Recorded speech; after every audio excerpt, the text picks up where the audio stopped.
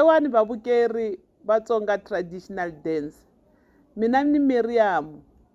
Dungamanzi ra Swikwembu wa ka Masinge. Ni kumeka ni ri mugangeni wa Maboloka a Brits. Kambe ku kuleni ka mina a vugangeni ni kulele ndhawini ya Hartebees. Ni na 28 years ya malembe ni ri andzeni ka vunganga lebyi. Manjheni sweswi ni lava ku mi tivisa ku laha ni nga kona i muti wa mina lowu mu wu vonaka wu nga kona laha, na tindhumba teti mi ti vonaka yin'wanyana hi laha ni hlahluvelaku kona vanhu, yin'wanyana hi laha ni vekaka kona mirhi, yin'wanyana hi laha loko mathwasani ya fikile ni kota ku va tlela kona ni va dyondzisa, ni va endlela xin'wana na xin'wanyana. Ni endla xin'wana na xin'wanyana loko u fikile mikwembu ya wena yi humile ya hlamusela ku ri mina ni n'anga, loko i ri n'anga ni ku endlela mintirho ya wena yi helerile, na ku dyondzisa ku hlahluva, i cina mi ciniwa ka n'wina swi ta huma ka n'wina ku mikwembu leyi nga ku khoma ya va ka n'wina i mikwembu ya njhani. Loko ri na vandhawu wa palula xindhawu xa wena, wa femba, u endla swilo hinkwaswo i huma laha i va u rhwele ndzhwalo wa wena wa vun'anga wu helerile. Na mathwasani ya mina hinkwawo lava va nga thwasa ka mina a nga kona loyi ni nga ta ku a ni n'wi endlelanga swilo kahle. Ku kuleni ka mina ni kulele emugangeni wa Hartebees, hi laha Gobela wa mina a kumekaka kona, loyi a nga ni endlela xin'wana na xin'wanyana ku fikela namuntlha. Na ha khome ndlela yaliya a nga ni dyondzisa yona.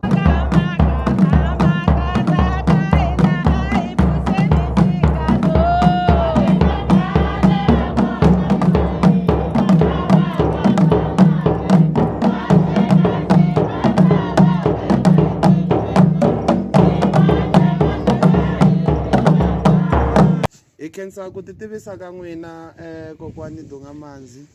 A hi ta ku kombeleni ku tiva ku ri swi fikele kwihi ku ze mi fika ka xiyimo xa ku mi ze mi ya thwasa mi van'anga, swi suki ku endlakala yini, i yini leswi swi tikombeta ku ma se yi nkarhi ku ri fane mi ya ze mi ya chayeriwa mi ya teka vun'anga lebyi vakokwani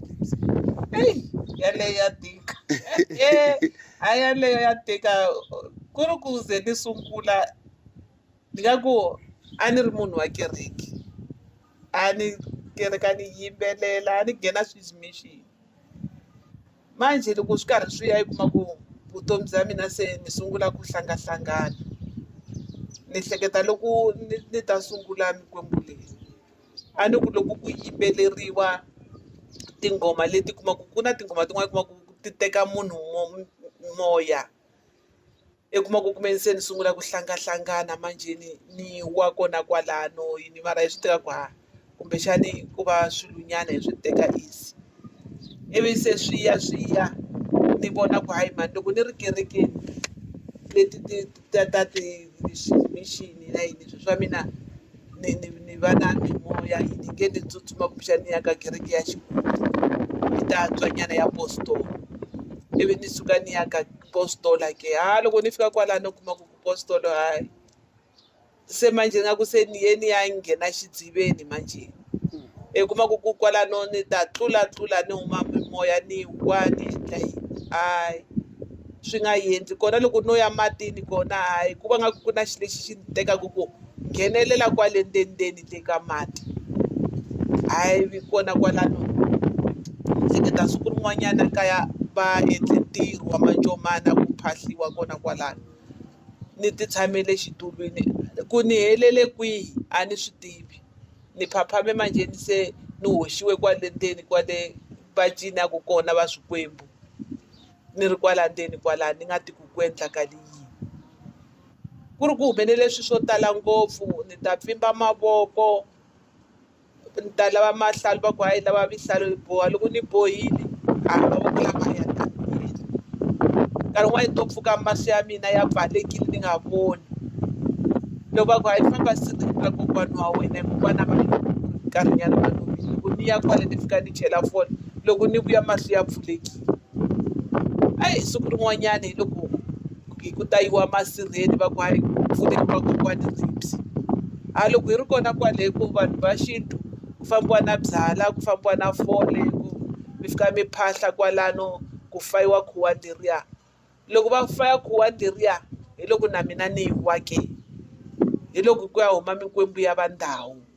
hi laha mikwembu manje se yi nga sungula kona yi sungula ku ni karhata manjeni na loko se ni tshamile ni to wa ene ngopfungopfu nhlampfi loko vo ta na nhlampfi ya le matini to sungula ni hlangana kwalano mikwembu yi ta huma kambe ku loko yi nga se chayeriwa loko mikwembu ya kona yi huma a yi vulavuli ku ri va mani swi te yini hi loko manjeni kwalano se hi suka va i nge hi famba ya vutisa ka lava nge ha swi tiva loko hi suka hi ya kwa Hartepies ka ri na kokwani un'wanyani va ku dumile kona liwani a thwasisa a endla swilo hinkwaswo loko fika laha fika ku munhu loyiwani na mikwembu loyi a ku na xin'wanyani